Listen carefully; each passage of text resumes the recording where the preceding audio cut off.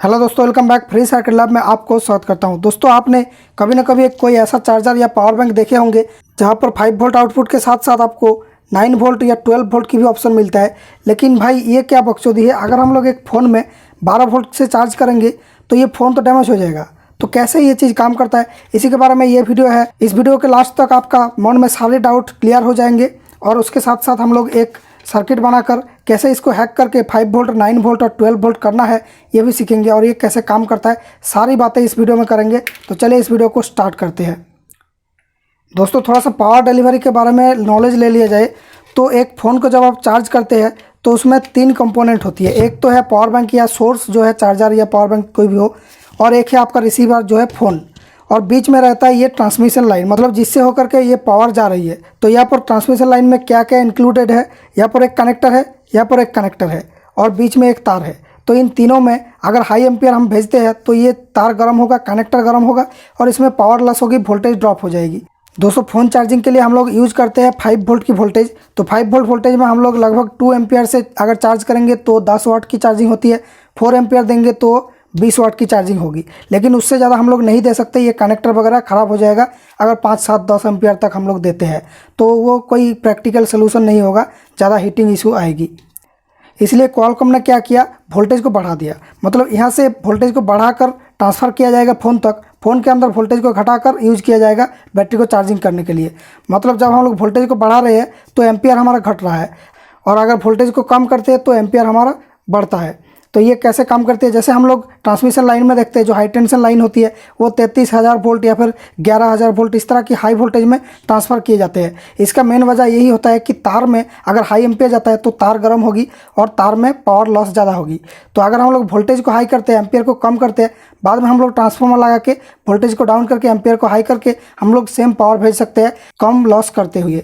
तो इसी तरह से क्वालकॉम क्विक चार्जिंग काम करता है। ये 5 वोल्ट, 9 वोल्ट, 12 वोल्ट और 20 वोल्ट ये 4 स्टेप में काम करती है। ये फ़ोन के रिक्वायरमेंट के अकॉर्डिंग ज़्यादा पावर भेज सकता है इस तरह से वोल्टेज को बढ़ाकर। लेकिन दोस्तों, हम लोग कोई भी फ़ोन में अगर हम लोग 12 वोल्ट या 20 वोल्ट घुसा देते हैं तो ये फ़ोन डैमेज हो जाएगा। तो इसमें क्या होती है, एक हैंडशेक मैकेनिज्म होती है। ये फ़ोन इस डाटा केबल के थ्रू इस पावर बैंक को भेजता है कि हम क्विक चार्जिंग कैपेबल है, ये भी बताता है कि हम भी कैपेबल है। उसके बाद ये वोल्टेज की रिक्वेस्ट करते हैं कि थोड़ा सा वोल्टेज बढ़ा दो, तो ये बढ़ा देता है। तो इस तरह से ये काम करता है। तो ये चीज़ कैसे काम करती है, मतलब डाटा पिन में क्या क्या वोल्टेज देने से ये वोल्टेज बढ़ता है, यही आज हम लोग देखेंगे।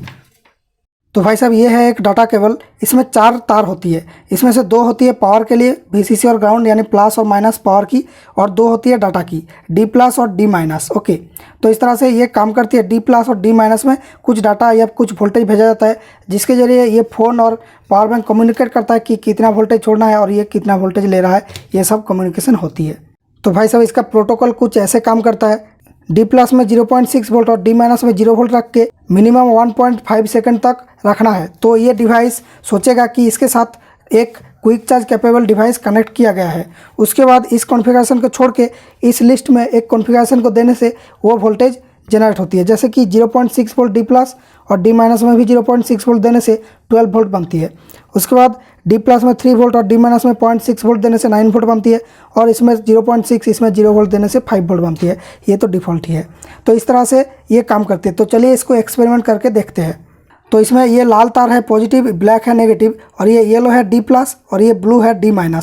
तो इस चीज़ को हम लोग ब्रेडबोर्ड में 2 वोल्टेज बनाएंगे। एक है 0.6 वोल्ट और एक है 3 वोल्ट के आसपास। ये 2 वोल्टेज बना के एक एक में एक एक वोल्टेज दे के देखेंगे। दोस्तों, 0.6 वोल्ट बनाने के लिए हम लोग एक डायोड का इस्तेमाल कर सकते हैं, जो 4007 डायोड होता है। इसका जो वोल्टेज ड्रॉप है ये 0.6 वोल्ट के आसपास ही होता है। तो इस तरह से अगर हम लोग एक डायोड लगा देते हैं ग्राउंड करके, और इसमें एक रेजिस्टेंस दे के वोल्टेज देते हैं प्लस भी, ये कोई भी वोल्टेज हो, लगभग 5 वोल्ट, 12 वोल्ट कोई भी हो, उसके अंदर ये यहाँ पर 0.6 वोल्ट ड्रॉप करेगी। और दोस्तों, एक और तरीके से हम लोग 3 वोल्ट बना सकते हैं कोई LED यूज करके। तो ये एक ब्लू LED है, तो ये लगभग 3 वोल्ट के आसपास 2.8 या कुछ ऐसा वोल्टेज ड्रॉप करता है। इसी तरह के कॉन्फ़िगरेशन में एक रेजिस्टेंस और ये LED, और इसको ग्राउंड कर दिया तो यहाँ पर आपको 3 वोल्ट के आसपास मिल जाएगा। यहाँ पर आपने कोई भी वोल्टेज दिया, 5 वोल्ट, 9 वोल्ट और 12 वोल्ट, जो हमारा 3 ऑप्शन है, ये तीनों देने से हो जाएगा। 1 के रेजिस्टेंस लगेगा दोनों में ही। तो इस तरह से हम लोग सर्किट बनाएंगे ये दोनों वोल्टेज क्रिएट करने के लिए। तो देखिए भाई साहब, यहाँ पर हमने दो सर्किट ऐसे बना लिया, ये रेजिस्टेंस और डायोड मिलाकर यहाँ पर 0.6 बनाएगा, यहाँ पर 3 बनाएगा। अब दोस्तों ये power bank power save mode में चला जाता है जब इससे कोई करंट नहीं खींचा जाता है, इसलिए हम लोग एक 100 ओम की रेजिस्टेंस लगा देते हैं, तो ये हमेशा पावर खींचता रहेगा और पावर बैंक को ऑन रखेगा। बस ये एक लोड एज ए लोड मैंने कनेक्ट कर दिया यहाँ पर। तो भाई साहब आप देखिए इन दोनों डाटा पिन में कुछ भी नहीं दिया, तो ये 5 वोल्ट आउटपुट कर रहा है। अब हम लोग डाटा पिन में एक कॉन्फ़िगरेशन देते हैं, जो 9 वोल्ट की कॉन्फ़िगरेशन है, ये D+ जाएगा 3 वोल्ट में और D- जाएगा 0.6 वोल्ट में। तो इसमें भी कुछ नहीं हुआ। अब मैंने एक्सपेरिमेंट करके देखा कि इसको खोल के फिर से कनेक्ट करने से वोल्टेज बढ़ जाती है। ये देखिए 9 वोल्ट आ गया। उसके बाद हम लोग अगर 12 वोल्ट की कॉन्फ़िगरेशन लगाते हैं, ये दोनों ही 0.6 वोल्ट में रहेगा, फिर भी कुछ नहीं हो रहा है, ये डिफ़ॉल्ट 5 वोल्ट ही दे रहा है। बस D- को खोल के कनेक्ट करने से ये वोल्टेज जो है बढ़ जाती है और 12 वोल्ट हो जाती है। तो ये खोल के कनेक्ट करने वाली कुछ मैकेनिज्म हमें बनाना होगा, तो ये हम लोग रियल लाइफ में इसको यूज कर पाएंगे। तो फिर से एक बार देख लेते हैं, जो 9 वोल्ट है उसका कॉन्फ़िगरेशन क्या है। D+ रहेगा 3 वोल्ट में, D- रहेगा 0.6 में, लेकिन एक बार खोल के कनेक्ट करना होगा तो ये 9 वोल्ट हो जाएगा। उसके बाद 12 वोल्ट करने के लिए दोनों को ही 0.6 में रखना होगा, बस माइनस को मतलब D- को खोल के कनेक्ट करना होगा, तो ये 12 वोल्ट हो जाएगी। तो दोस्तों इसको तो हम लोग सिलेक्ट करने के लिए एक स्विच लगा देंगे। इसको 3 वोल्ट की पोजीशन और 0.6 वोल्ट की पोजीशन में सिलेक्ट करने के लिए एक स्लाइड स्विच से हो जाएगा इस तरह की। लेकिन जो इसको खोलना और कनेक्ट करना, ये करने के लिए हम लोग क्या करें, तो इसको खोलना और कनेक्ट करने के लिए हमें कोई नॉर्मली कनेक्टेड पुश बटन चाहिए, जिसको दबाने से वो डिस्कनेक्ट होता है। लेकिन इस तरह का पुश बटन हमारे पास नहीं है, इसलिए हम लोग एक जुगाड़ अपनाएंगे, जो है एक रजिस्टर देके इस चीज़ को कनेक्ट करेंगे। उसके बाद रजिस्टर की उस वाले पॉइंट को शॉर्ट कर देंगे ग्राउंड से, तो ये डिवाइस सोचेगा कि इसको खोल दिया गया है, मतलब इसमें 0 वोल्ट आ गया। तो सर्किट कुछ हम लोग इस तरह से करेंगे, इस रजिस्टर के थ्रू हम लोग D- को कनेक्ट करेंगे और D+ को हम लोग डायरेक्टली कनेक्ट करेंगे। उसके बाद इसको अगर हम लोग ग्राउंड से शॉर्ट कर देते हैं तो D- पिन में 0 वोल्ट मिलेगी। देखिए इसको अगर हम लोग ग्राउंड कर देते हैं तो ये वोल्टेज लेवल जो है चेंज हो जाता है। देखिए एक बार जस्ट ग्राउंड करके छोड़ देना है D- को, और D+ जहाँ पर रहना था वहीं पर रहेगा। ये देखिए 9 वोल्ट की पोजीशन में मैंने दिया, फिर इसको खोल के कनेक्ट करने के बजाय हम लोग जस्ट इसको कनेक्ट करके छोड़ देंगे। देखिए ग्राउंड से कनेक्ट करके छोड़ दिया, तो ये LED का ब्राइटनेस बढ़ गया और जो वोल्टेज है वो भी चेंज होकर 9 वोल्ट हो गया। तो इस तरह से भी हम लोग कर सकते हैं इसको। जस्ट हमें क्या करना पड़ रहा है, इसको डायरेक्टली वहाँ पर कनेक्ट ना करके एक 330 ओम रेजिस्टेंस 330 ओम रेजिस्टेंस से मैंने कनेक्ट किया D- को, जस्ट ग्राउंड से कनेक्ट करेंगे और छोड़ेंगे, तो ही ये डिवाइस सोचेगा कि इस D- पिन में 0 वोल्ट और 0.6 वोल्ट आ गया। तो इस तरह से ये जो है वोल्टेज लेवल को चेंज कर देगा, तो इसको लगेगा कि इसको खोल के कनेक्ट किया गया है, लेकिन एक्चुअल में ये नहीं किया गया है। तो इसी तरीके से मैंने इस डिवाइस को बनाया। दोस्तों इस वाली सर्किट में ये USB से पावर आ रहा है, ये वाला है आपका पॉजिटिव, ये है नेगेटिव। तो ये दोनों पावर आके डायरेक्टली आउटपुट में निकल गया और बीच में 2 डिवाइडर में गया।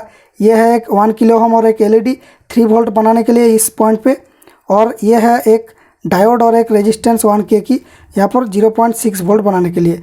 और 0.6 वोल्ट मैंने स्विच की इस साइड में दे दिया, और जो 3 वोल्ट यहाँ पर बना उसको स्विच की दूसरी साइड में दे दिया, और स्विच की जो मिडिल वाली टर्मिनल है उसको हमने D+ के साथ लगा दिया। D+ मतलब ग्राउंड के बगल वाली कनेक्शन, मतलब ये माइनस की कनेक्शन है तो इसका बगल वाली कनेक्शन, और जो प्लस की साइड में डाटा पिन होता है वो D- होती है।